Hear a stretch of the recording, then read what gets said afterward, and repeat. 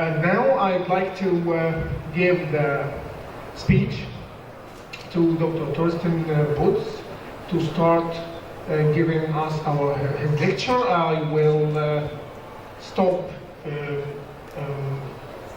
every single paragraph, I think, to translate. I'll try to make my translation in colloquial. Well, thank you very much for the introduction, Dr. Bakker, and thank you very much for coming to listen to this topic. So I wanted to introduce my new book, which is not yet out, but it will come, which has a very complicated title. Therefore I will show you on another webpage the exact title, because there are 3 points that I want to talk about. Well, I show you now. I have here this. You see the title? It's about deculturation. You see what deculturation means? It means the loss of culture, that we have less and less culture. And I see this in fundamentalism, neoliberalism, and kitsch. And kitsch is the central word here. So some people know what kitsch means. It's an exaggerated presentation of something which is a little bit inappropriate. It is beautiful, but it's the beauty of less educated people. It is not sophisticated.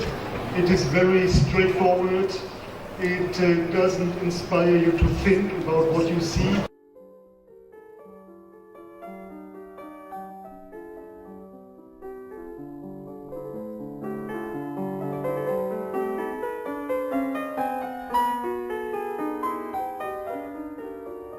But I see this everywhere. I see this in politics, in education, in communication, in business, in commercials. I think it has become a kind of paradigm of our times, and that's what I was writing about, and that's the topic of this lecture.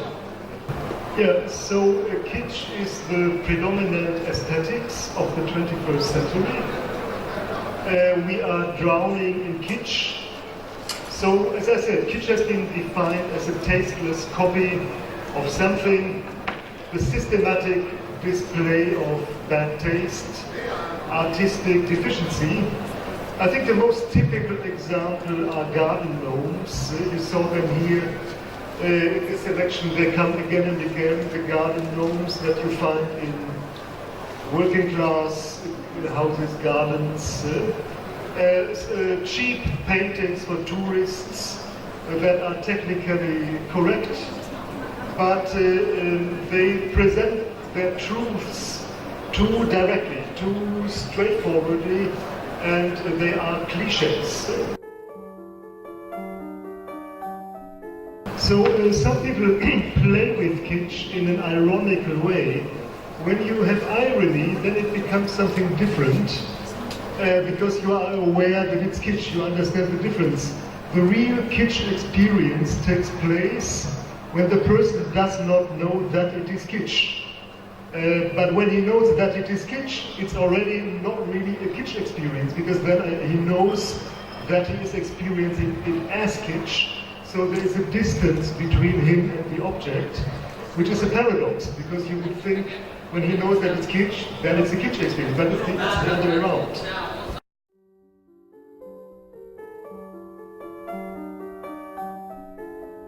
So that could be a positive use of kitsch. Artists use kitsch. But if you say, I like this because it's so much kitsch, well, that means that you don't like it as kitsch. That would be positive then, but most of the time kitsch is negative. Kitsch is, for example, the taste of dictators. Most dictators have used kitsch propaganda. Gaddafi has been called the kitsch dictator. Saddam Hussein, he designed his own monuments in a Stalinist spirit. You know, there were these giant forearms, and then he was collecting real helmets from enemies that have been killed, and he put them on the monument. So that is too much.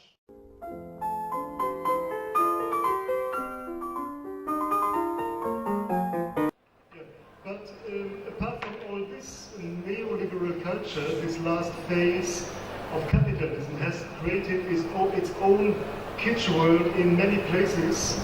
The best example is Dubai. Dubai is an example of a kitsch city, exaggerated imitation of things, too much. It's a kind of vertigo of a kitsch fantasy, like Las Vegas or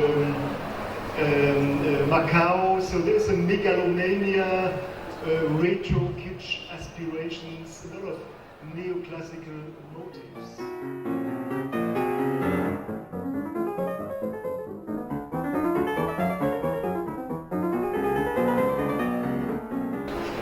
Now another area, completely different, where you find kitsch is terrorism. Especially today, where the terrorism has its own video productions. It started with Al-Qaeda, who are maybe more typically kitsch. People have examined their propaganda, there's a lot of symbolisms, it's typically kitsch. But then you have ISIS with their videos that go over the top. So you see completely different kitsch hubs, and there must be a reason for this. So the question is, why is there so much kitsch today?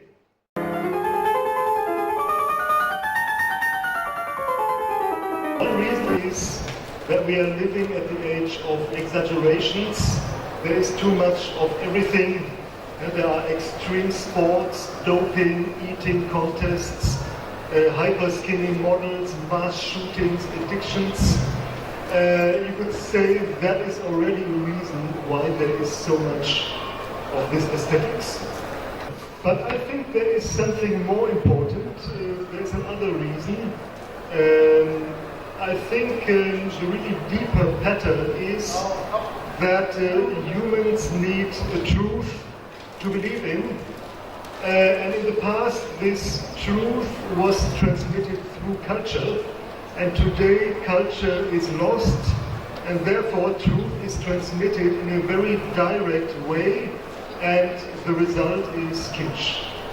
So I want to see kitsch here not just as an aesthetic phenomenon in art, but in a metaphorical fashion as something that exists everywhere, as a cultural category. There is political kitsch, administrative kitsch, educational kitsch. There is kitsch everywhere in our time. Maybe the most flagrant place where we see it is religion. Religious fundamentalism is due exactly to this disappearance of culture. In the past, religious truths were transmitted through a certain culture, because the religion was part of a culture, and you would practice your religion according to this culture.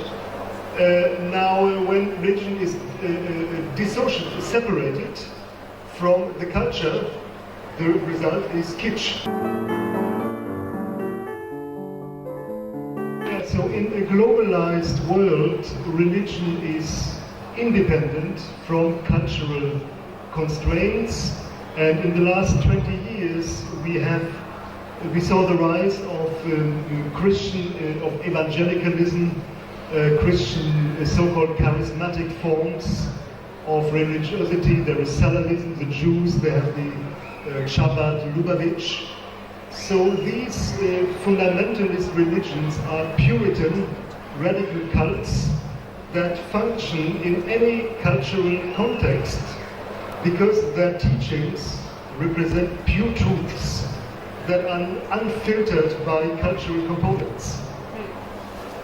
Yeah, so the theological reflection is no longer stimulated by the other, that means by what is not religion. For example, by philosophy or by literature, but the truth becomes self-sufficient, like fast food, which is dissociated. It works in any culture, so you can is a takeaway truth that we can observe in many areas. So the other area where we see kitsch, I was now talking about religion, but the other area is education. In globalized neoliberal universities, you cannot appeal to concrete virtues or values that are anchored in local cultures. In a neoliberal environment, the idea of culture is no longer supposed to refer to culturally specific things, but instead they must function in terms of something very abstract, and that word is excellence.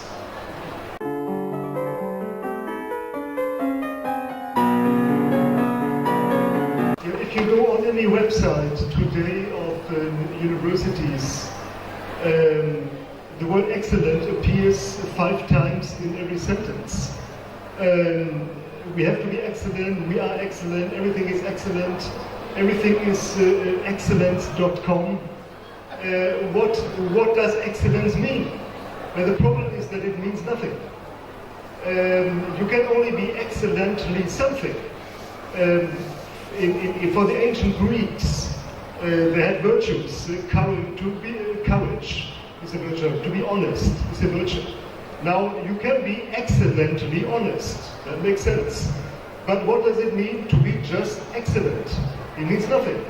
It's just a rhetorical ploy that is used. It's vague, and it can be used in any cultural context. The context does not matter.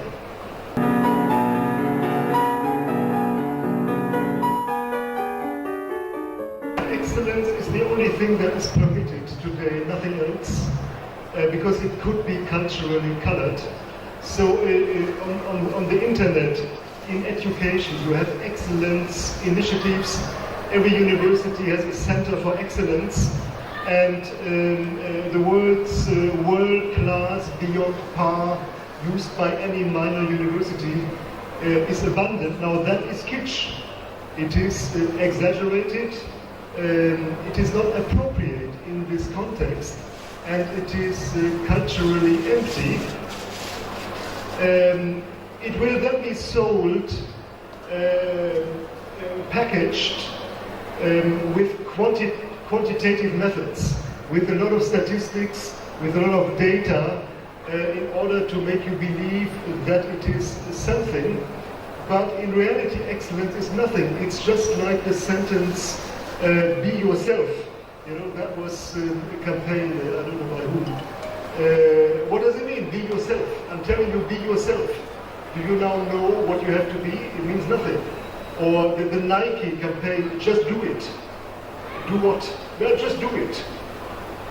We don't say what. It's just be excellent. Yeah, but excellent, what does it mean? Excellent in what? Well, be excellent. This is the rhetoric of neoliberalism, and it's a kitsch rhetoric. So, who is responsible for this? Of course, normally people point to capitalism, neoliberalism, because they have shifted the focus towards economically exploitable and technical knowledge. So then you no longer have culture. Culture is useless. Culture doesn't bring money. If you have culturally neutral products, you can sell them all over the world. That is a capitalist principle. Okay, but I think capitalism or neoliberalism is not the only person here, the only party who is guilty. But I think there is a paradoxical interlinking of conservative neoliberalism and progressive leftist liberalism, and I think both have contributed to this separation of culture from education and from many other things. Yeah. So leftist ideology in the 60s and the 70s, they also wanted to empty education of culture, because then it becomes more accessible to everybody. Culture is bourgeois. Culture is always conservative. So too much culture is bad. Mass education works much better if it is decultured. Yeah, so leftist thought had the same convictions, but it was reshaping it into a progressive liberal ideology that said that anything cultural is elitist and must be refused. And the elitism became soon the bad thing in education. So the strange thing is that here the conservative side and the leftist side joined hands and were working together on the same thing. So the leftist thought, what I criticize is, on the one hand you can say it was a real liberation, because what was education before the 60s? It was old-fashioned, it was oppressive, so people became more free. That is true, it was a liberation. But on the other hand, the price of that was that one would create more universal norms for everybody. So one would create large administrative machines able to implement the new norms. So in the end, it was not freedom, but more constraints. But not concrete constraints as before, but abstract constraints. Yeah, since the conservative side does not grant new liberties either, liberty is lost or it is reduced to consumer liberty. Everybody is free to consume whatever he wants, and liberty is free trade. This is the only liberty that should not be restricted. We can trade as much as we want, but all other liberties have disappeared through this double restriction from the left and from the right. So the result is that both the left wing and the right wing, they bring about this mechanics of excellence, which is very suitable for shapeless humans without any cultural qualities, without any qualities. And the result of that, the further result of that is something that you all know, it's political correctness. Political correctness was born here, on these premises. Value neutrality as a liberal feature that leads finally to cultural neutrality.